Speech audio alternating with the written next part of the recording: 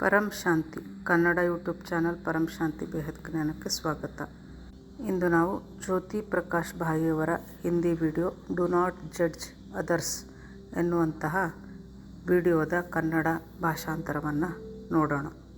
ಜ್ಯೋತಿ ಪ್ರಕಾಶ್ ಭಾಯಿಯವರು ಹೇಳುತ್ತಾರೆ, ಈಗ ಅಂತಿಮ ಸಮಯ ನಡೆಯುತ್ತಿದೆ. ಹೀಗಾಗಿ ನಾವು ಬೇಹದ್ ಪರಿವಾರದಲ್ಲಿರುವಂತಹ ಎಲ್ಲ ಸಹೋದರ ಸಹೋದರಿಯರು ಬಹಳ ಎಚ್ಚರಿಕೆಯಿಂದ ನಾವು ಹೆಜ್ಜೆಯನ್ನು ಇಡಬೇಕಿದೆ ಹಾಗೂ ಪುರುಷಾರ್ಥವನ್ನು ಮಾಡಬೇಕಿದೆ. ಇದು ಎಲ್ಲರಿಗೂ ಬಹಳ ಮಹತ್ವಪೂರ್ಣವಾದಂತಹ ವಿಡಿಯೋ. ಇದನ್ನು ಸಂಪೂರ್ಣವಾಗಿ ನೋಡಿ. ಈ ವಿಡಿಯೋ ಪುರುಷಾರ್ಥಿಗಳಾದಂತಹ ಎಲ್ಲ ಆತ್ಮರಿಗೂ ನನಗೂ ಸಹ ಬಹಳ ವಿಶೇಷವಾಗಿದೆ.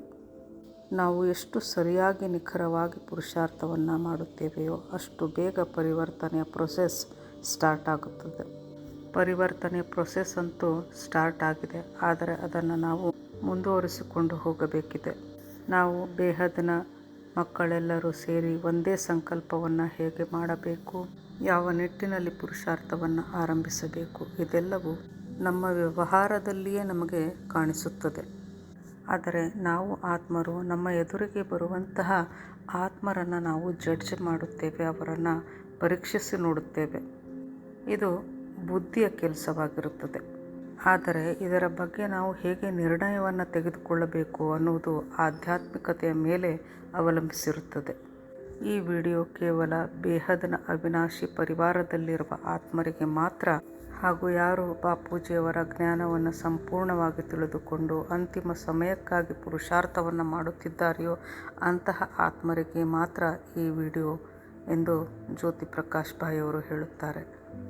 ಸ್ಥೂಲ ಸಾಂಸಾರಿಕ ಜಗತ್ತಿನಲ್ಲಿ ನಾವು ವ್ಯವಹರಿಸುವಾಗ ನಮ್ಮ ಬುದ್ಧಿಯು ಸ್ಥೂಲದಲ್ಲಿ ಅಡಗಿರುತ್ತದೆ. ನಮ್ಮ ಜೀವನ ಬಹಳ ಸಂಘರ್ಷಪೂರ್ಣವಾಗಿದ್ದರೆ ನಾವು ನಮ್ಮ ಎದುರು ಬರುವಂತಹ ವ್ಯಕ್ತಿಯನ್ನು ಸಹ ನಾವು ನಮ್ಮ ಸ್ಥೂಲ ಬುದ್ಧಿಯಿಂದಲೇ ಅವರನ್ನು ನಾವು ಜಡ್ಜ್ ಮಾಡುತ್ತೇವೆ, ಅಂದರೆ ಪರೀಕ್ಷಿಸಿ ನೋಡುತ್ತೇವೆ. ಪರೀಕ್ಷಿಸಿದ ನಂತರ ನಾವು ಆ ವ್ಯಕ್ತಿಯೊಂದಿಗೆ ವ್ಯವಹರಿಸುತ್ತೇವೆ. ಆದರೆ ಜ್ಞಾನಿ ಆತ್ಮರು ಯಾವ ರೀತಿ ವ್ಯವಹರಿಸಬೇಕು ಎನ್ನುವುದನ್ನು ನಾವಿಂದು ಚರ್ಚೆ ಮಾಡಿ ತಿಳಿದುಕೊಳ್ಳೋಣ. ಏಕೆಂದರೆ ಇದೂ ಸಹ ಪುರುಷಾರ್ಥದ ಒಂದು ಪಾರ್ಟ್ ಆಗಿರುತ್ತದೆ. ಹೀಗಾಗಿ ನಾವು ಇದನ್ನು ಬಹಳ ಆಳವಾಗಿ ತಿಳಿದುಕೊಳ್ಳಬೇಕಿದೆ.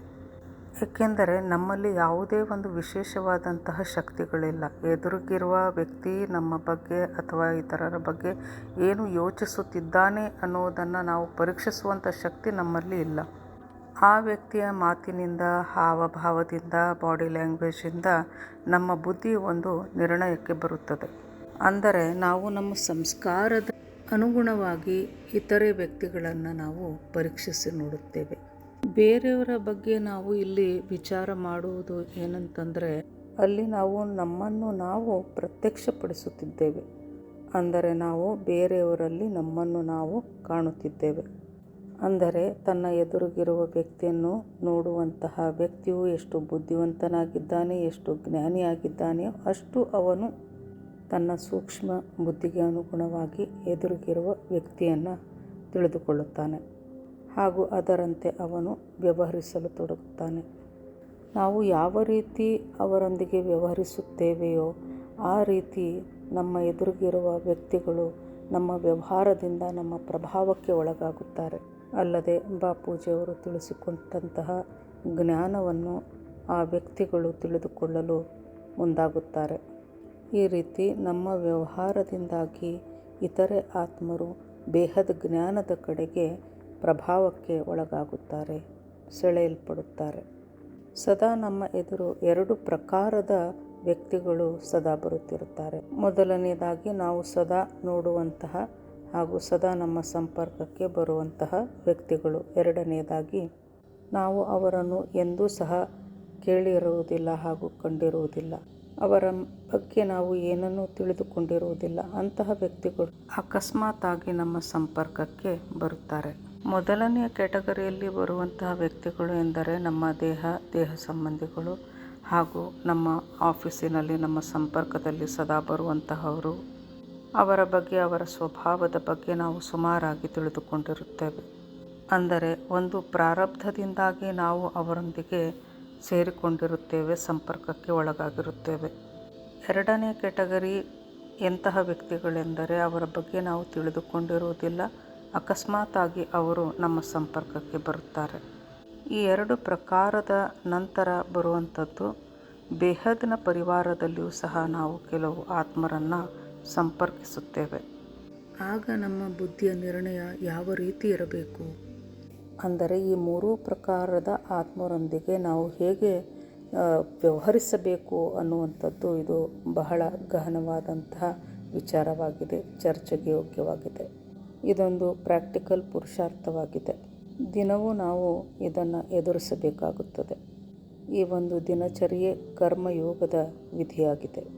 ಇಲ್ಲಿ ನಮ್ಮ ಕಣ್ಣುಗಳು ನೋಡುವುದಿಲ್ಲ, ನಮ್ಮ ಬುದ್ಧಿಯು ನೋಡತೊಡಗುತ್ತದೆ. ನೋಡಿದರೂ ನೋಡದಂತೆ ಎನ್ನುವಂತಹ ಮಾತು ಇದು ಬುದ್ಧಿಗೆ ಅನ್ವಯಿಸುತ್ತದೆ, ನಮ್ಮ ಕಣ್ಣುಗಳಿಗೆ ಅಲ್ಲ. ಕಣ್ಣುಗಳು ಕೇವಲ ನೋಡುವ ಸಾಧನಗಳು, ಆದರೆ ನಮ್ಮ ಬುದ್ಧಿ ಹಾಗೂ ಮನಸ್ಸು ಎರಡೂ ಸೇರಿ ಎದುರಿಗಿರುವಂತಹ ವ್ಯಕ್ತಿಯನ್ನು ದೃಶ್ಯವನ್ನು ನೋಡುತ್ತವೆ. ಬುದ್ಧಿ ಮನಸ್ಸು ಬಾಹ್ಯ ಜಗತ್ತಿನೊಂದಿಗೆ ಸೇರಿಕೊಳ್ಳುತ್ತದೆ. ಇಲ್ಲಿ ನೋಡುತ್ತಿರುವುದು ಕಣ್ಣುಗಳಲ್ಲ, ಬುದ್ಧಿ. ಕಣ್ಣು ಕಾಣದ ಅಂಧನೂ ಸಹ ತನ್ನ ಬುದ್ಧಿಯಿಂದ ನೋಡುತ್ತಾನೆ. ಉದಾಹರಣೆಗೆ CC ಕ್ಯಾಮರಾದಲ್ಲಿ ಎಲ್ಲವೂ ರೆಕಾರ್ಡ್ ಆಗುತ್ತದೆ. ಒಳ್ಳೆಯ ವ್ಯಕ್ತಿಗಳು, ಕೆಟ್ಟ ವ್ಯಕ್ತಿಗಳು, ಕಳ್ಳತನ ಮಾಡುವಂಥದ್ದು ಪ್ರತಿಯೊಂದು ಸಹ ಅಲ್ಲಿ ರೆಕಾರ್ಡ್ ಆಗುತ್ತದೆ.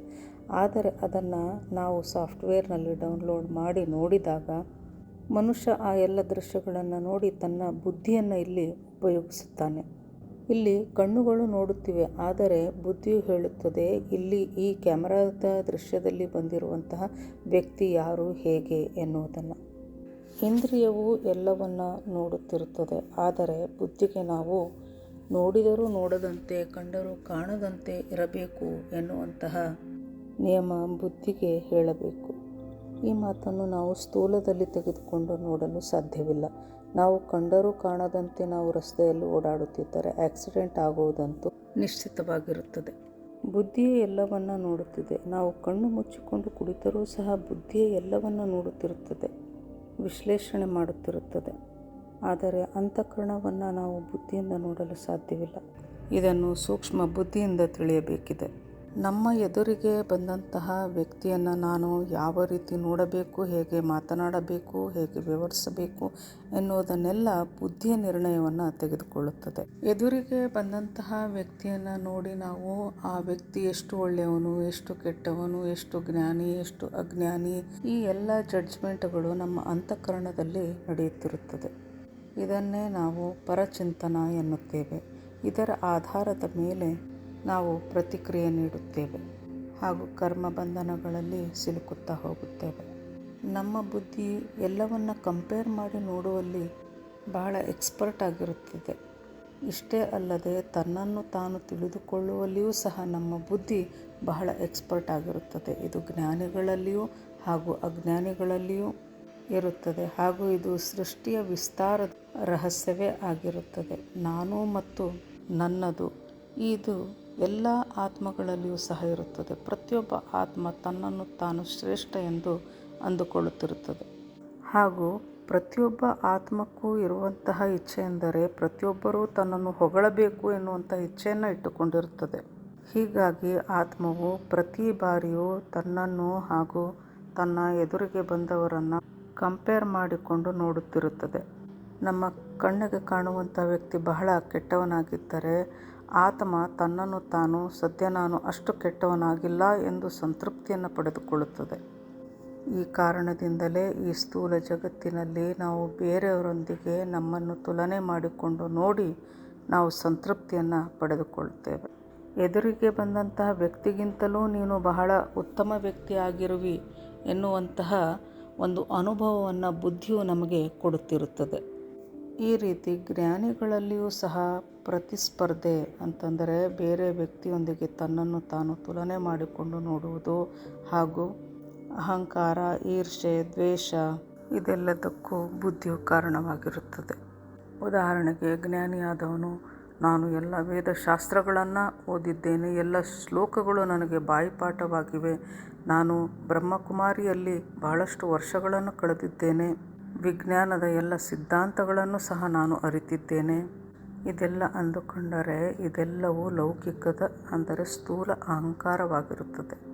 ಅಂದರೆ ಇಂತಹ ವ್ಯಕ್ತಿಯು ಜ್ಞಾನವನ್ನು ತಿಳಿದುಕೊಂಡಿದ್ದಾನೆ, ಆದರೆ ಅದರ ಅನುಭೂತಿಯನ್ನು ಪಡೆದಿಲ್ಲ. ಆ ಅನುಭೂತಿಯು ಪರಮಪಿತ ಪರಮಾತ್ಮ ತಂದೆಯ ಕೃಪೆಯಿಂದ ಮಾತ್ರ ಸಿಗಲು ಸಾಧ್ಯವಿದೆ. ಇಂತಹ ಅಹಂಕಾರಿ ಆತ್ಮಗಳು ಜ್ಞಾನವನ್ನು ತಿಳಿದುಕೊಂಡರೂ ಸಹ ಕರ್ಮಯೋಗಿಗಳಾಗಲು ಸಾಧ್ಯವಿಲ್ಲ. ಇಂತಹ ಆತ್ಮರ ಶಕ್ತಿಯು ನಿಧಾನವಾಗಿ ಕ್ಷೀಣಿಸುತ್ತಾ ಹೋಗುತ್ತದೆ.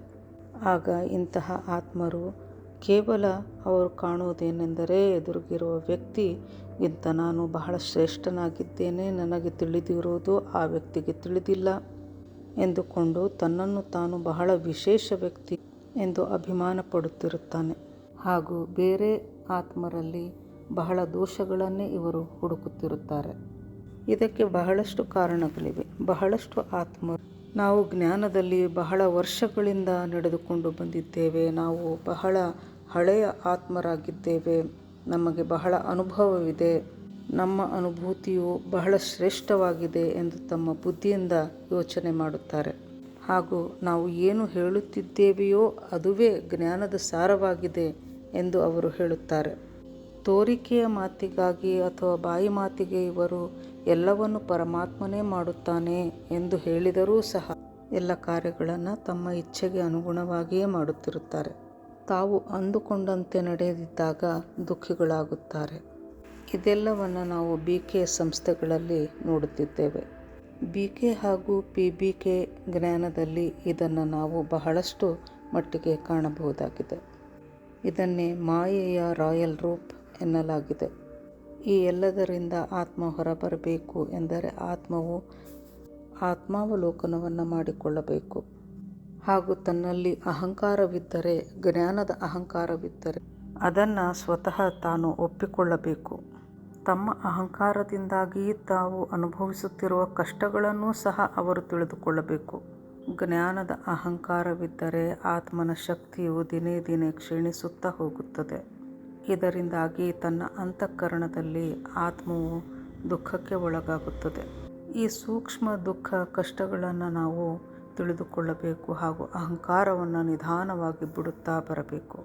ಎಲ್ಲಿಯ ತನಕ ಬುದ್ಧಿಯೇ ನಿರ್ಣಯವನ್ನು ತೆಗೆದುಕೊಳ್ಳುತ್ತಾ ಹೋಗುತ್ತದೆಯೋ ಅಲ್ಲಿಯವರೆಗೆ ಬುದ್ಧಿಯಲ್ಲಿ ಸಮರ್ಪಣ ಭಾವವೆನ್ನುವುದು ಬರುವುದೇ ಇಲ್ಲ.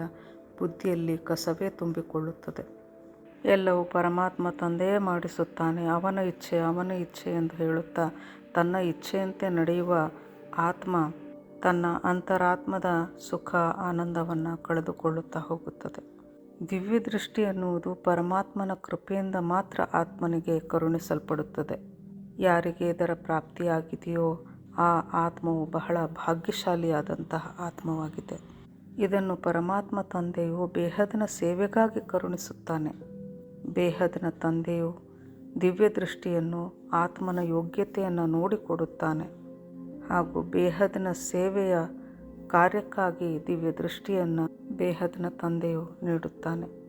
ಜ್ಞಾನಿಯಾದವನಿಗೂ ಸಹ ಸೂಕ್ಷ್ಮ ಅಹಂಕಾರವೆನ್ನುವುದು ಇದ್ದೇ ಇರುತ್ತದೆ. ಅಹಂಕಾರದ ಅನುಭವವಾಗುತ್ತಿದ್ದಂತೆ ಪರಮಾತ್ಮ ತಂದೆ ಬೇಹದ್ನ ತಂದೆಯನ್ನು ಸ್ಮರಿಸುತ್ತಾ ತಕ್ಷಣವೇ ತನ್ನ ಅಹಂಕಾರವನ್ನು ದೂರ ಮಾಡಿಕೊಳ್ಳಬೇಕು. ಇದರಿಂದ ಆತ್ಮ ತನ್ನ ಮೂಲ ಶಕ್ತಿ ಹಾಗೂ ಮೂಲ ಸ್ವರೂಪದಲ್ಲಿ ಸ್ಥಿತವಾಗುತ್ತದೆ, ನೆಲೆಯಾಗುತ್ತದೆ. ಅಹಂಕಾರವು ಆತ್ಮ ಸ್ವರೂಪದ ಮಾರ್ಗದಲ್ಲಿ ಬಾಧಕವಾಗಿ ಕಾಡುತ್ತದೆ.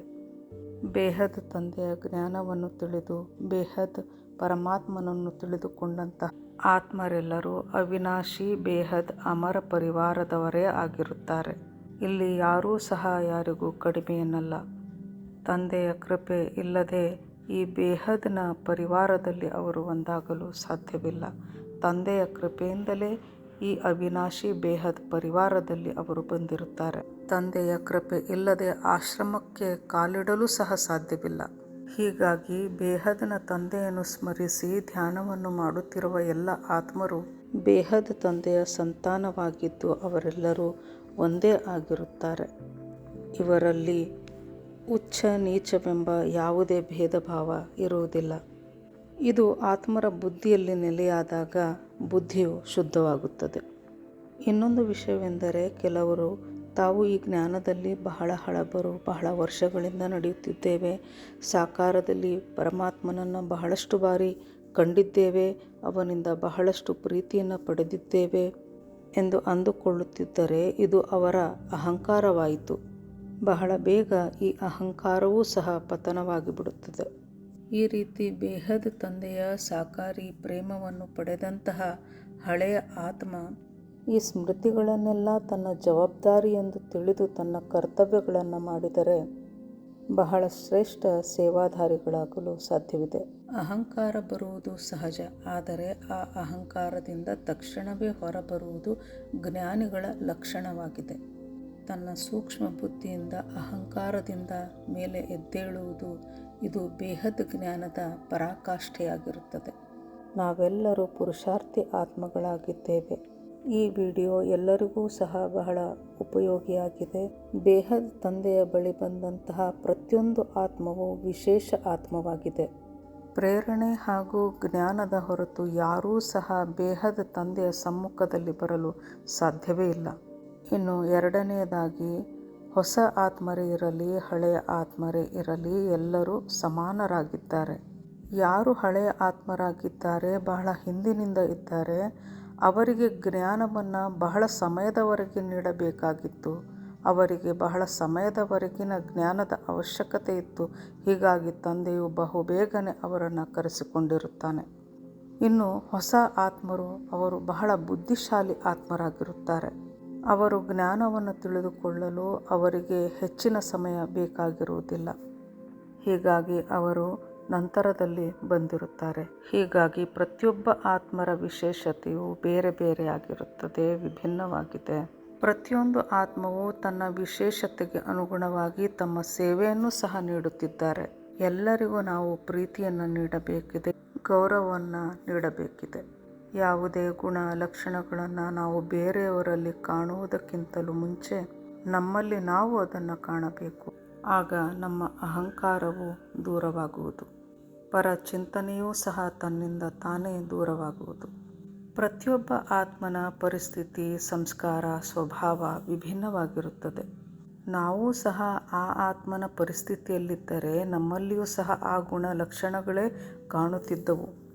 ಇದನ್ನು ನಾವು ಚೆನ್ನಾಗಿ ತಿಳಿದುಕೊಳ್ಳಬೇಕು. ಹೀಗಾಗಿ ನಾವು ನಮ್ಮ ಬುದ್ಧಿಯಿಂದ ಇನ್ನೊಬ್ಬರನ್ನು ಜಡ್ಜ್ ಮಾಡುವುದು ಇದು ಒಂದು ವಿಕಾರವೇ ಆಗಿದೆ. ಹೀಗಾಗಿ ನಾವು ಬಹಳ ಎಚ್ಚರಿಕೆಯಿಂದ ಮುಂದುವರಿಯಬೇಕಿದೆ. ಲೌಕಿಕ ಸ್ಥೂಲ ಸಾಂಸಾರಿಕ ಜೀವನದಲ್ಲಿಯೂ ಸಹ ಪತಿ ಪತ್ನಿ ಒಂದೇ ಮನೆಯಲ್ಲಿ ಇದ್ದರೂ ಸಹ ಒಬ್ಬರು ಇನ್ನೊಬ್ಬರನ್ನು ಸಂಪೂರ್ಣವಾಗಿ ಅರಿತುಕೊಂಡಿರುವುದಿಲ್ಲ. ಏಕೆಂದರೆ ಎರಡೂ ಆತ್ಮರು ಬೇರೆ ಬೇರೆ ಆಗಿದ್ದು ಅವರ ಜರ್ನಿ ಕೂಡ ಬೇರೆ ಬೇರೆಯೇ ಆಗಿರುತ್ತದೆ. ನಾವು ಯಾರನ್ನೂ ಸಹ ಹದ್ಕಿ ಆತ್ಮ ಅಂದರೆ ಲೌಕಿಕದಲ್ಲಿರುವಂತಹ ಆತ್ಮ ಎಂದು ಹೇಳಿದರೆ ಇದು ನಾವು ತಂದೆಗೆ ಮಾಡುವಂತಹ ಅಪಮಾನವಾಗಿರುತ್ತದೆ. ಎಲ್ಲರೂ ಪರಮಾತ್ಮನ ಅಂಶರೇ ಆಗಿದ್ದಾರೆ. ಬೇರೆಯವರನ್ನು ನಾವು ನೀಚ ದೃಷ್ಟಿಯಲ್ಲಿ ಅಥವಾ ಕೆಳಸ್ತರದಲ್ಲಿಟ್ಟು ನೋಡಿದರೆ ಅದರೊಂದಿಗೆ ನಾವು ಪರಮಾತ್ಮ ತಂದೆಯನ್ನು ಸಹ ಕೆಳಸ್ತರದಲ್ಲಿಟ್ಟು ನೋಡಿದಂತೆ ಆಗುತ್ತದೆ. ನಾವು ಯಾರಿಗೂ ಸಹ ಪಾಠವನ್ನು ಹೇಳುವುದಾಗಲಿ ಅಥವಾ ಜ್ಞಾನವನ್ನು ಬೋಧಿಸುವುದಾಗಲಿ ಈ ಪ್ರಯತ್ನವನ್ನು ಮಾಡಬಾರದು. ಈ ಪರಿವಾರದಲ್ಲಿಯೇ ಕೆಲವು ಆತ್ಮರು ನಾನು ಈ ಆತ್ಮನನ್ನು ಈ ಬೇಹದ್ ಜ್ಞಾನಕ್ಕೆ ತಂದಿದ್ದೇನೆ, ಆದರೆ ಆ ಆತ್ಮವೇ ಇಂದು ನನ್ನ ಮಾತನ್ನು ಕೇಳುತ್ತಿಲ್ಲ ಎಂದು ಆತ್ಮರು ಅಂದುಕೊಳ್ಳುತ್ತಿದ್ದರೆ ಇದು ಬಹಳ ದೊಡ್ಡ ತಪ್ಪು ತಿಳುವಳಿಕೆಯಾಗಿದೆ. ಯಾವ ಆತ್ಮವೇ ಇರಲಿ ಬೇಹದ್ ಜ್ಞಾನಕ್ಕೆ ಬಂದಿದ್ದಾರೆ ಎಂದರೆ ಅವರು ತಮ್ಮ ಪುರುಷಾರ್ಥದಿಂದಲೇ ಈ ಜ್ಞಾನಕ್ಕೆ ಬಂದಿರುತ್ತಾರೆ. ಇಲ್ಲಿಯವರೆಗೆ ತರಲು ನಾವು ಕೇವಲ ಅವರಿಗೆ ನಿಮಿತ್ತ ಮಾತ್ರರಾಗಿರುತ್ತೇವೆ. ಅಂತಹ ಆತ್ಮರಿಗೆ ನಾವು ಇನ್ನಷ್ಟು ಹೆಚ್ಚು ಹೆಚ್ಚು ಮುಂದುವರಿಯುವಂತೆ ಸಹಾಯವನ್ನು ಮಾಡಬೇಕು. ಹೊಸ ಆತ್ಮರಲ್ಲಿಯೂ ಸಹ ನಮಗೆ ವಿಶೇಷವಾದಂತಹ ಕೆಲವು ಜ್ಞಾನದ ವಿಷಯಗಳು ತಿಳಿದುಕೊಳ್ಳುವಂತಹ ಅಂಶಗಳು ಸಿಗುತ್ತವೆ. ಅದನ್ನು ನಾವು ಸರಿಯಾಗಿ ಕೇಳಿಸಿಕೊಂಡು ತಿಳಿದುಕೊಳ್ಳಬೇಕು. ಬೇಹದ್ ಪರಿವಾರದಲ್ಲಿ ಒಬ್ಬರು ಇನ್ನೊಬ್ಬರಿಗೆ ಜ್ಞಾನವನ್ನು ನೀಡಲು ಆರಂಭಿಸುತ್ತಾರೆ ಹಾಗೂ ಜ್ಞಾನವನ್ನು ಕಂಪೇರ್ ಮಾಡಿಕೊಂಡು ನೋಡುತ್ತಾರೆ. ಇದನ್ನು ಬಿಟ್ಟು ನಾವು ಪ್ರತಿಯೊಬ್ಬ ಆತ್ಮರಲ್ಲಿಯೂ ಸಹ ಒಂದು ವಿಶೇಷತೆ ಇದೆ, ಆ ವಿಶೇಷತೆಯನ್ನು ತಿಳಿದುಕೊಳ್ಳಲು ನಾವು ಮುಂದಾಗಬೇಕು. ಪ್ರತಿಯೊಬ್ಬ ಆತ್ಮರಲ್ಲಿ ಒಂದು ವಿಶೇಷ ಗುಣವಿದೆ. ಹೀಗಾಗಿಯೇ ಬೇಹದನ ಪರಮಾತ್ಮ ತಂದೆಯು ತನ್ನ ಬಳಿ ಆ ಆತ್ಮರನ್ನು ಕರೆಸಿಕೊಂಡಿದ್ದಾನೆ ಎಂದು ನಾವು ತಿಳಿದುಕೊಳ್ಳಬೇಕು. ಆತ್ಮರಿಗೆ ಜ್ಞಾನವನ್ನು ಕೊಡಲು ನಾವ್ಯಾರು? ಅವರನ್ನು ಪರೀಕ್ಷಿಸಲು ನಾವ್ಯಾರು? ನಮ್ಮ ಅನುಭವಗಳನ್ನು ಬೇರೆ ಆತ್ಮರೊಂದಿಗೆ ನಾವು ಹಂಚಿಕೊಳ್ಳಬೇಕು. ನಮ್ಮಿಂದ ಏನಾದರೂ ಕಲಿಯಬೇಕು ಎಂದುಕೊಂಡರೆ ಎದುರಿಗಿರುವ ಆತ್ಮ ಜ್ಞಾನವನ್ನು ಹಿಡಿದುಕೊಳ್ಳುತ್ತದೆ ಹಾಗೂ ಕಲಿತುಕೊಳ್ಳುತ್ತದೆ. ನಮ್ಮ ವಿಚಾರಗಳನ್ನು, ಸಂಕಲ್ಪಗಳನ್ನು ನಾವು ಯಾರಿಗೂ ಸಹ ಒತ್ತಾಯಪೂರ್ವಕವಾಗಿ ಯಾರ ಮೇಲೆಯೂ ಹೇರಬಾರದು. ಸ್ವಪರಿವರ್ತನೆಯಿಂದ ವಿಶ್ವ ಪರಿವರ್ತನೆ ಎಂದು ನಾವು ಹೇಳುತ್ತಿರುತ್ತೇವೆ. ಇದು ನಮ್ಮ ಮೇಲೆ ನಾವು ಅನ್ವಯಿಸಿಕೊಂಡು ನೋಡಬೇಕು. ಬೇರೆಯವರಿಗೆ ನಾವು ಜ್ಞಾನವನ್ನು ನೀಡುವ ಮುನ್ನ ನಮ್ಮನ್ನು ನಾವು ಮೊದಲು ತಿಳಿದುಕೊಳ್ಳಬೇಕು. ಬೇಹದ್ನ ಪ್ರತಿಯೊಬ್ಬ ಆತ್ಮರು ವಿಶೇಷ ಆತ್ಮರಾಗಿದ್ದಾರೆ, ಗೌರವಶಾಲಿ ಆತ್ಮರಾಗಿದ್ದಾರೆ, ಶ್ರೇಷ್ಠ ಆತ್ಮರಾಗಿದ್ದಾರೆ. ಏಕೆಂದರೆ ಅವರು ಬೇಹದ್ ಪರಮಾತ್ಮ ತಂದೆಯ ಬಳಿ ಬಂದಿದ್ದಾರೆ ಎಂದರೆ ಅವರು ಸಾಧಾರಣ ಆತ್ಮರಾಗಿರುವುದಿಲ್ಲ. ಅವ್ಯಕ್ತ ವಾಣಿಗಳಲ್ಲಿಯೂ ಸಹ ಇದರ ಬಗ್ಗೆ ಬಹಳಷ್ಟು ಚರ್ಚೆಗಳಿವೆ. ಅದನ್ನು ನಾವು ಚೆನ್ನಾಗಿ ತಿಳಿದುಕೊಳ್ಳಬೇಕು. ಬೇರೆ ಆತ್ಮ ಏನನ್ನೋ ತಪ್ಪು ಮಾಡುತ್ತಿದೆ ಎಂದು ನಮಗೆ ತಿಳಿದಾಗ ನಾವು ಅದನ್ನು ಸಹಿಸಿಕೊಳ್ಳಬೇಕು, ಸುಮ್ಮನಾಗಬೇಕು ಮತ್ತು ಆ ಆತ್ಮನನ್ನು ಪರಮಪಿತನ ಪವರ್ನಿಂದ ಸಹಯೋಗಿ ಆತ್ಮರನ್ನಾಗಿ ಮಾಡಿಕೊಳ್ಳಬೇಕು. ಈ ರೀತಿ ಮಾಡಲು ನಮ್ಮ ಆತ್ಮನಲ್ಲಿ ನಿರಂತರವಾದಂತಹ ಒಂದು ಪವರ್ ಇರಬೇಕು. ವ್ಯಾವಹಾರಿಕ ಜೀವನದಲ್ಲಿಯೂ ಸಹ ನಾವು ಎಲ್ಲವನ್ನು ನಮ್ಮ ಬುದ್ಧಿಯಲ್ಲಿಟ್ಟುಕೊಳ್ಳಬೇಕು. ಎದುರಿಗೆ ಬಂದಂತಹ ಆತ್ಮರನ್ನು ನಾವು ಸಹಕರಿಸಬೇಕು. ಇದನ್ನೇ ಚಾರಿಟಿ ಬಿಗಿನ್ಸ್ ಅಟ್ ಹೋಮ್ ಎನ್ನಲಾಗಿದೆ. ಮನೆಯಾಗಿರಲಿ, ಆಫೀಸ್ ಆಗಿರಲಿ, ಎಲ್ಲೇ ಇರಲಿ ಈ ನಿಯಮವನ್ನು ನಾವು ಅಳವಡಿಸಿಕೊಳ್ಳಬೇಕು. ಇದುವೇ ಕರ್ಮಯೋಗಿಯ ಪುರುಷಾರ್ಥವಾಗಿದೆ. ಇದುವೇ ಕರ್ಮಯೋಗದ ರಹಸ್ಯವೂ ಆಗಿದೆ. ಅಹಂಕಾರವೆಂದರೆ ಸಂಸ್ಕಾರಗಳು. ನಮ್ಮ ಸಂಸ್ಕಾರಗಳು ಒಂದಕ್ಕೊಂದು ಘರ್ಷಣೆಗೆ ಒಳಗಾಗುತ್ತದೆ. ಇದಕ್ಕೆ ಕಾರಣ ಅಹಂಕಾರ. ಯಾವುದೇ ರೀತಿಯ ಘರ್ಷಣೆ ಆದಾಗ ಅಲ್ಲಿ ಅಗ್ನಿ ಉತ್ಪತ್ತಿಯಾಗುತ್ತದೆ ಹಾಗೂ ಇದೇ ಅಗ್ನಿ ತತ್ವವು ಆತ್ಮನನ್ನು ಸುಟ್ಟು ಹಾಕುತ್ತದೆ. ಈ ಜ್ವಾಲೆಯೇ ಆತ್ಮನಲ್ಲಿ ಈರ್ಷೆಯನ್ನು ಹುಟ್ಟಿಸುತ್ತದೆ, ದ್ವೇಷವನ್ನು ಹುಟ್ಟಿಸುತ್ತದೆ. ಇನ್ನೊಂದು ವಿಷಯವೆಂದರೆ ಪ್ರತಿಯೊಬ್ಬ ಆತ್ಮನ ಪ್ರಯಾಣ ಬೇರೆ ಬೇರೆ ಆಗಿದೆ. ಅವರ ಸೃಷ್ಟಿಯು ವಿಭಿನ್ನವಾಗಿರುತ್ತದೆ, ಅವರ ಕರ್ಮ ಬಂಧನಗಳು ಸಹ ವಿಭಿನ್ನವಾಗಿವೆ. ಹೀಗಾಗಿ ಅವರ ಸಂಸ್ಕಾರಗಳು ಸಹ ಭಿನ್ನ ಭಿನ್ನವಾಗಿರುತ್ತವೆ. ಇದೆಲ್ಲವೂ ಸ್ವಾಭಾವಿಕವಾಗಿದೆ. ಇದನ್ನು ನಾವು ಸ್ವೀಕರಿಸಬೇಕು. ಒತ್ತಾಯಪೂರ್ವಕವಾಗಿ ಯಾರ ಸಂಸ್ಕಾರಗಳನ್ನು ಸಹ ನಾವು ತಿದ್ದಲು ಸಾಧ್ಯವಿಲ್ಲ. ಆ ಆತ್ಮರು ತಾವೇ ಸ್ವತಃ ತಮ್ಮನ್ನು ತಾವು ತಿದ್ದಿಕೊಳ್ಳಬೇಕು. ಹೀಗಾಗಿ ಬೇರೆಯವರ ವ್ಯವಹಾರವನ್ನು ಕಂಡು ಕೋಪಿಸಿಕೊಳ್ಳುವುದಾಗಲಿ, ಅಸಂತೋಷವನ್ನು ಹೊರಹಾಕುವುದಾಗಲಿ ಮಾಡಬಾರದು. ಹೀಗೆ ಮಾಡುವುದರಿಂದ ನಮ್ಮ ಶಕ್ತಿಯು ವ್ಯಯವಾಗುತ್ತಾ ಹೋಗುತ್ತದೆ. ಬೇಹದ್ ಆತ್ಮರನ್ನು ವಿಶ್ವ ಕಲ್ಯಾಣಕಾರಿ ಆತ್ಮ ಎಂದು ಕರೆಯಲಾಗುತ್ತದೆ. ಅಂದರೆ ಇದರ ಅರ್ಥ ಯಾರೋ ಒಬ್ಬರು ಅಕಲ್ಯಾಣಕಾರಿ ಆಗಿದ್ದಾರೆ. ಹೀಗಾಗಿ ಬೇಹದ್ ಆತ್ಮರನ್ನು ವಿಶ್ವ ಕಲ್ಯಾಣಕಾರಿ ಆತ್ಮ ಎಂದಿದ್ದಾರೆ. ಅಕಲ್ಯಾಣಕಾರಿಗಳು ಇದ್ದಾರೆ, ಹೀಗಾಗಿ ಕಲ್ಯಾಣಕಾರಿಗಳು ಸಹ ಇದ್ದಾರೆ. ಅಂದರೆ ನಮ್ಮ ಅಸ್ತಿತ್ವ ಅವರಿಂದಾಗಿ ಇದೆ ಎಂದು ತಿಳಿದುಕೊಳ್ಳಬೇಕು. ಅವರನ್ನು ಸಹ ನಾವು, ಅಂದರೆ ಅಕಲ್ಯಾಣಕಾರಿ ಆತ್ಮರನ್ನು ಸಹ ನಾವು ಗೌರವಿಸಬೇಕು. ಅವರಿಂದಾಗಿಯೇ ನಾವು ಗುರುತಿಸಲ್ಪಡುತ್ತಿದ್ದೇವೆ ಎಂದುಕೊಂಡು ಅವರ ತಪ್ಪುಗಳನ್ನೆಲ್ಲ ನಾವು ಮನ್ನಿಸಬೇಕು ಹಾಗೂ ಅವರನ್ನು ಪರಿವರ್ತಿಸಬೇಕು. ಅವರನ್ನು ಸಹ ಸಹಯೋಗಿ ಆತ್ಮಗಳನ್ನಾಗಿ ಮಾಡಬೇಕು. ಇದುವೇ ಜ್ಞಾನದ ಸಾರವಾಗಿದೆ. ಇದುವೇ ಕರ್ಮಯೋಗಿಯ ಸಾರವಾಗಿದೆ. ಈಗ ನಡೆಯುತ್ತಿರುವ ಸಮಯವು ಬಹಳ ಕಷ್ಟಕರ ಸಮಯ ನಡೆಯುತ್ತಿದೆ. ಎಲ್ಲರೂ ತಮ್ಮ ತಮ್ಮ ಕರ್ಮ ಬಂಧನಗಳಿಂದ ಆಚೆ ಬರಲು ಸಂಘರ್ಷವನ್ನು ಮಾಡುತ್ತಿದ್ದಾರೆ. ಇಂತಹ ಸಂದರ್ಭದಲ್ಲಿ ನಾವು ಅವರ ತಪ್ಪುಗಳನ್ನು ಹುಡುಕಿ ನೀಡುತ್ತಿದ್ದರೆ ಅವರಿಗೆ ಬಹಳ ನಿರಾಶೆಯಾಗುತ್ತದೆ. ಯಾರನ್ನು ಸಹ ನಾವು ಬದಲಾಯಿಸಲು ಸಾಧ್ಯವಿಲ್ಲ. ಹೀಗಾಗಿ ಎಲ್ಲರ ಗುಣ ಸ್ವಭಾವಗಳನ್ನು ನಾವು ಮನ್ನಿಸಬೇಕು, ಸ್ವೀಕರಿಸಬೇಕು. ಸ್ವೀಕರಿಸುವುದು ಎಂದರೆ ಅವರಲ್ಲಿರುವ ದೋಷಗಳನ್ನು ನಾವು ಸ್ನೇಹದಿಂದ ಅಳಿಸಿ ಹಾಕುವುದು ಎಂದರ್ಥವಾಗಿದೆ. ಅದಕ್ಕಾಗಿ ಆತ್ಮನಲ್ಲಿ ಪರಮಪಿತನ ಸ್ಮರಣೆ ಸದಾ ಇರಬೇಕು ಹಾಗೂ ಸಹನ ಶಕ್ತಿಯೂ ಸಹ ನಮ್ಮಲ್ಲಿ ಇರಬೇಕು. ಇದನ್ನು ನಾವು ಪ್ರಾಕ್ಟಿಕಲ್ ಆಗಿ ಮಾಡಬೇಕು. ಇದುವೇ ಬೇಹದ್ ಆತ್ಮರ ಡ್ಯೂಟಿ ಕೂಡ ಆಗಿದೆ. ಆಗಲೇ ನಾವು ವಿಶ್ವ ಕಲ್ಯಾಣಕಾರಿಗಳಾಗಲು ಸಾಧ್ಯ. ಆಗಲೇ ಪರಿವರ್ತನೆಯ ಪ್ರಾಸೆಸ್ ಮುಂದುವರಿಯಲು ಸಾಧ್ಯ. ಇದು ಮೊದಲು ಬೇಹದ್ ಪರಿವಾರದಲ್ಲಿ ಕಾಣಿಸಿಕೊಳ್ಳಬೇಕು, ನಂತರ ಅದು ಸಾಧಾರಣದಲ್ಲಿಯೂ ಸಹ ಕಾಣಿಸಿಕೊಳ್ಳುವುದು. ಯಾವುದೇ ರಚನೆಯನ್ನು ನಾವು ದ್ವೇಷಿಸುವುದು ಎಂದರೆ ಆ ರಚನಾಕಾರನನ್ನು ದ್ವೇಷಿಸುವುದು ಎಂದಾಗುತ್ತದೆ. ಸೃಷ್ಟಿಯ ಪ್ರತಿಯೊಂದು ಕಣದಲ್ಲಿಯೂ ಪರಮಾತ್ಮನ ಅಂಶವಿದೆ. ಹೀಗಾಗಿ ಅವನನ್ನು ನಾವು ಸದಾ ಗೌರವಿಸಬೇಕು. ಹೀಗಾಗಿ ಭಗವದ್ಗೀತೆಯಲ್ಲಿ ಕರ್ಮದ ಗತಿಯು ಬಹಳ ನಿಗೂಢವಾಗಿದೆ ಎನ್ನಲಾಗಿದೆ. ಸೃಷ್ಟಿಯ ಸೂಕ್ಷ್ಮತೆಯನ್ನು ನಾವು ತಿಳಿದುಕೊಳ್ಳದೆ ನಮಗೆ ಅರಿವಿಲ್ಲದ ಹಾಗೆ ನಾವು ವಿಕರ್ಮಗಳನ್ನು ಮಾಡತೊಡಗುತ್ತೇವೆ. ಈ ನಿಟ್ಟಿನಲ್ಲಿ ಎಲ್ಲ ಆತ್ಮರು ಬಹಳ ಎಚ್ಚರವನ್ನು ವಹಿಸಬೇಕಿದೆ. ಸಂಪೂರ್ಣ ಜ್ಞಾನವನ್ನು ತಿಳಿದುಕೊಳ್ಳಬೇಕು. ಅರ್ಧಂಬರ್ಧ ಜ್ಞಾನ ಬಹಳ ಅಪಾಯಕಾರಿಯಾಗಿದೆ. ಬೇಹದ್ ತಂದೆಯು ನೀಡಿರುವಂತಹ ಜ್ಞಾನ ಸಾಗರವಾಗಿದೆ. ಇನ್ನುಳಿದ ಎಲ್ಲ ಜ್ಞಾನಗಳು ನದಿಗಳಿದ್ದಂತೆ. ಅಂದರೆ ಕೇವಲ ಬಿಕೆಯಲ್ಲಿ ಹೇಳುವ ಜ್ಞಾನ ಹಾಗೂ ವೇದಗಳ ಜ್ಞಾನ ಹಾಗೂ ಭೌತಿಕ ವಿಜ್ಞಾನವು ನೀಡುವಂತಹ ಜ್ಞಾನ ಸೀಮಿತ ಜ್ಞಾನವಾಗಿದೆ. ಅದರಲ್ಲಿ ಸಂಪೂರ್ಣ ಜ್ಞಾನವಂತೂ ಇಲ್ಲವೇ ಇಲ್ಲ. ಸಂಪೂರ್ಣ ಜ್ಞಾನವೆಂದರೆ ನಮಗೆ ಬೇಹದನ ತಂದೆಯು ನೀಡಿರುವಂತಹ ಜ್ಞಾನವೆಂದು ತಿಳಿದುಕೊಂಡು ನಾವು ಆ ಜ್ಞಾನದ ಸಾಗರದಲ್ಲಿ ಮುಳುಗಿ ಏಳುತ್ತೇವೆ. ಆ ಸಾಗರದಲ್ಲಿ ನಾವು ಮುಳುಗಿ ಜ್ಞಾನದ ಆಳಕ್ಕೆ ಇಳಿಯುತ್ತಾ ಹೋಗುತ್ತೇವೆ. ಇಂದು ಬಿಕೆಯವರ ಜ್ಞಾನವೆಂಬ ನದಿಯು ಒಣಗಿ ಹೋಗಿದೆ. ವೇದಗಳ ವಿಜ್ಞಾನದ ಎಲ್ಲ ಜ್ಞಾನಗಳು ಸಹ ಒಣಗಿ ಹೋಗಿದೆ. ಈ ಜ್ಞಾನಗಳಲ್ಲಿ ಆತ್ಮಕ್ಕೆ ಪರಮಾತ್ಮನ ಅನುಭೂತಿಯನ್ನು ನೀಡುವಂತಹ ಯಾವ ಅಂಶಗಳೂ ನಮಗೆ ಸಿಗುವುದಿಲ್ಲ. ಜ್ಞಾನಿಯ ಬುದ್ಧಿಯಲ್ಲಿ ಸಂಪೂರ್ಣ ಡ್ರಾಮಾದ ಸಾರ ಉಳಿದುಕೊಂಡಿದೆ. ಜ್ಞಾನಿಯ ಬುದ್ಧಿಯು ಪರಮಾತ್ಮ ತಂದೆಯ ಸ್ಮೃತಿಯಲ್ಲಿ ಸದಾ ಮುಳುಗಿದೆ.